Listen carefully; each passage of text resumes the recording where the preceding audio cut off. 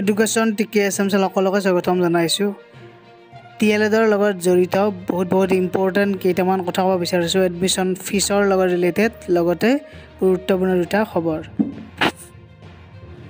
আমি জানো যে DLED কৰিবলৈ হ'লে যিহেতু আমাক কি লাগে HS পাছ কৰিলে হৈ যায়, আৰু ইয়াতে আপোনালোকৰ মানে গভৰ্ণমেণ্টত চিট পাবলৈ হ'লে প্ৰি এণ্ট্ৰি টেষ্ট এটা দিব লাগে, আৰু গভৰ্ণমেণ্টৰ আণ্ডাৰতে মানে কিছুমান প্ৰাইভেট কলেজ থাকে, সেইবিলাকতো চিট পাবলৈ হ'লে আমাৰ এই মানে PETটো দিয়াৰ পিছত তেওঁলোকে প্ৰাইভেট কলেজবোৰতো চিট পাব পাৰে, কাৰণ তেওঁলোকৰ যিহেতু গভৰ্ণমেণ্টত নাপালে এটা ছাইডত যাবই লাগিব প্ৰাইভেট ছেক্টৰত। সেইকাৰণে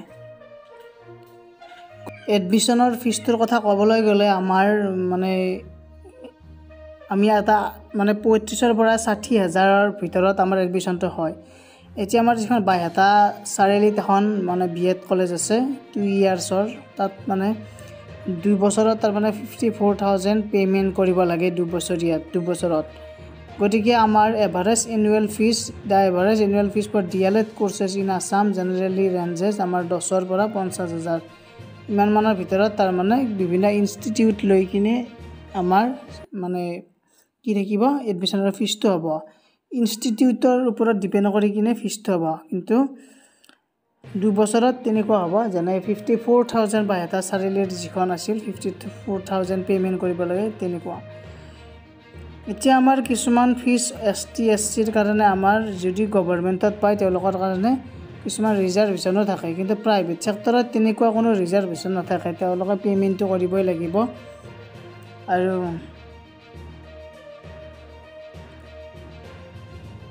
আমাৰ SCRTৰ যিহেতু PETটো ছানডে আছে, ছানডে PET যিটো আছে ইয়াৰ ওপৰত ডিপেণ্ড কৰি কিনে আমাৰ হ'ব, কাৰণ প্ৰথমতে যদি মানে কাট অফটো যদি হাই হ'ব, মানে নাম্বাৰবিলাক যদি হাই হ'ব, হাই মাৰ্কছৰ কেণ্ডিডেটছবিলাকক ডাইৰেক্ট গভৰ্ণমেণ্টত তাৰমানে তেওঁলোকক চিটটো দি দিব, আৰু যদি তাতকৈ তলত পায় তেনেহ'লে আমাৰ ধৰি লওক কোনোবা এজন কেণ্ডিডেটছে কামৰূপত এপ্লাই কৰিছে, কামৰূপৰ আণ্ডাৰত ধৰি লওক 4খনমান আছে কিজানি DLED, তাৰে 2খন বাৰু গভৰ্ণমেণ্ট আৰু বাকী কেইখন প্ৰাইভেট।